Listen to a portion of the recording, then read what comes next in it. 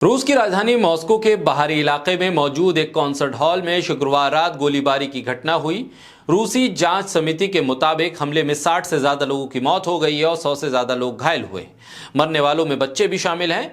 रूसी विदेश मंत्री ने इसे एक आतंकी हमला करार दिया। वहीं यूक्रेन ने हमले में हाथ होने से इनकार कर दिया है।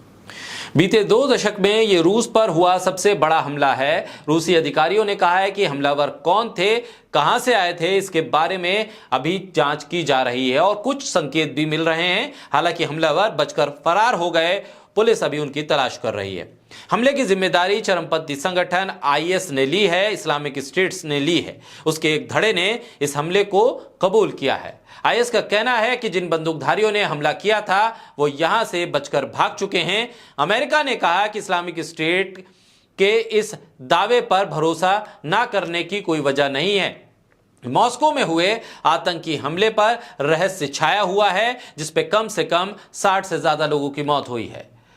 आईएस जैसे संगठन ने इसकी जिम्मेदारी स्वीकार की है, लेकिन रूसी जांच एजेंसियां और उससे जुड़े हुए अधिकारी इसके पीछे पूरी तरह से यूके और यूएस का कवर अप मान रहे हैं और इसमें यूक्रेन का हाथ देख रहे हैं। फिलिस्तीन प्रतिरोध, जिसने कल गाजा पर इजरायली समर्थक अमेरिकी सुरक्षा परिषद के प्रस्ताव पर रूस के वीटो की सराहना की, एक गहरी साजिश का संकेत देता है। ऐसा लगता है कि हमला यूक्रेन मुद्दे और फिलिस्तीन मामले में रूस के प्रतिरोध समर्थक रुख दोनों से जुड़ा हुआ है। हमले के तुरंत बाद यूक्रेनी सरकार ने भी प्रतिक्रिया देने में तेजी दिखाई और हमले में हाथ होने से इनकार कर दिया। यह हमला ऐसे वक्त हुआ है जब रूस यूक्रेन युद्ध के 2 साल से ज्यादा का वक्त बीत गया है। ऐसे में अब रूसी एजेंसियों का दावा है कि इस हमले में जो हमलावर थे वो यूक्रेन से जुड़े हुए थे, यूक्रेन के जगहों से संपर्क में थे और उन्हें उसी सीमा की तरफ भागता हुआ देखा भी गया।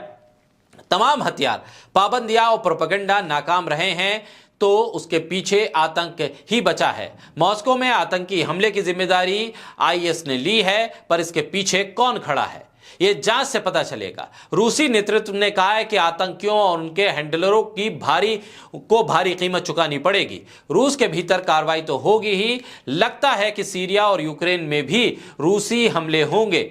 यूक्रेन ने तुरंत इस पर जवाब देकर अपने आप को इससे अलग करने की कोशिश की है, लेकिन जिस तरह की खबरें रूस से आ रही हैं, रूसी एजेंसियां, उसके अधिकारी इस बात को मान रहे हैं कि इसके पीछे यूक्रेन है, जिसको कवर अप पे अमेरिका और यूके का साथ मिल रहा है। अमेरिका का कहना है कि इस्लामिक स्टेट का काम हो सकता है क्योंकि उसके पास ऐसा हमला करने की सूचना थी। इस जानकारी को रूस के साथ साझा भी किया गया था। अभी तक मॉस्को में इस आतंकी हमले के हवाले से आतंकी गिरोह इस्लामिक स्टेट की चर्चा हो रही है।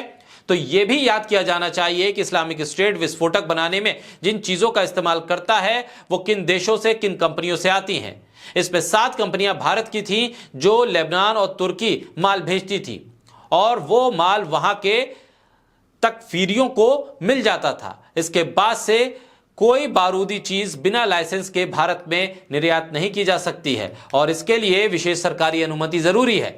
ऐसे ही 20 देशों में 51 कंपनियों ने किया होगा। यानी सबको पता था कि इराक और सीरिया में तबाही का सामान कहां से और किसके मार्फत पहुंचा था।